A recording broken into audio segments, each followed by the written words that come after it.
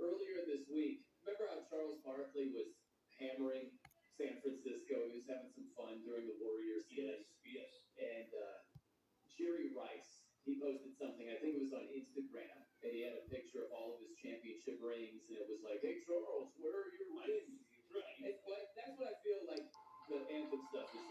It's like really, this again, it's so played out. If they ever thought of something better, yeah, like really, that was my reaction. And Game Captain, his logic, whether you put the empathy to the side for a second, his logic as to why he's doing that is absurd. He had a blog post, and with this, man, he wrote, every time I place my hand over my heart and remove my hat, I'm participating in a self-congratulatory glorification of the only country where these mass shootings take place. Really? That's what you think you're doing? Are you serious? You're congratulating this country for mass shootings? That's what you think you're doing by putting your hand on your heart and removing your hat and showing some respect? That is brain dead logic to me. It makes no sense at all. And I'm saying this, man, real fast. I have no problem with Christians are better. And what we saw in Uvalde, we got to be better. A lot better. And there are many subjects where this country, we got to be a lot better. I don't think there's anything wrong with pushing for better. But along the way, a lot of people take stuff for granted. And if you're doing this tale of the tape between America and many other countries, you think the only thing there is mass shootings? We need to go down the checklist of this issue, advantage America. This issue, advantage America also. This idea that it was just so trendy to be ungrateful. And there are a lot of things that the country needs to do a much better job of. But to make it sound like it's only about what it lacks, it's not about what it has. And you can't put this on it along the way. Now, a lot of people do, and it's garbage. I'm going to say this, Game Captain, let me tell you one thing. As soon as this show is over, I take my shower, I get in my car, I'm going down to go to Government Ballpark to confront you. I really am. I'm doing that. I'm going to be there today. I'm going to say, are you not staying on that post for the national anthem? It's offensive to the military. It's offensive to veterans. It's offensive to themselves. And you know what? It's offensive to me. It really is. Because you're a fool. You have no idea what you're doing. And not even that. What you're doing right now, honey, this is not even original. God needs to give you credit for that.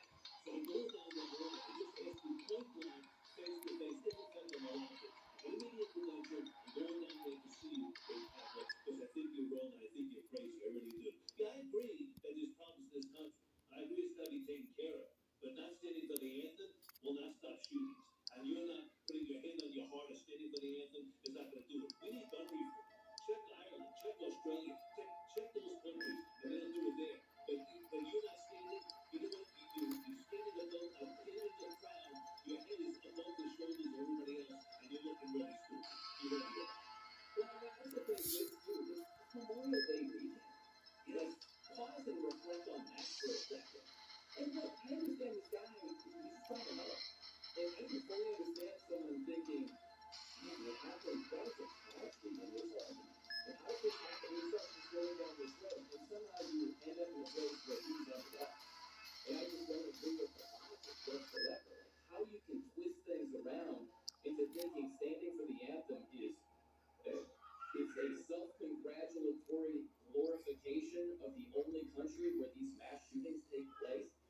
How on earth can you think that? But that's what it is. It's in his mind right now. But yeah, I don't know about you, Andy, but look, I think during the anthem, what I do during it, I sit there and I show respect because there have been a lot of people that have fought and died for our freedom. This is Memorial Day weekend.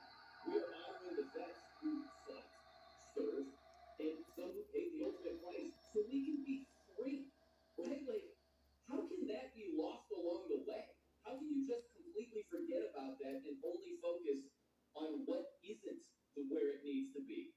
That to me is just so far off the mark, and I hate that. It's just become such a trend to look at it that way. You can't forget what advantages you have in this country, and there are numerous for so many people. And it's just forgotten about, and we're dwelling on what needs to be better. Nothing wrong with pushing for better.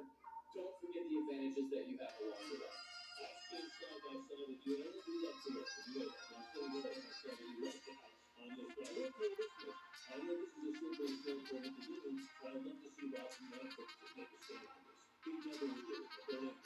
No backbone there, but I love Rocky Manfred to say, look, we want you to stand, and this is why you need to stand. And what you're doing right now just doesn't solve anything. It doesn't solve any problems, and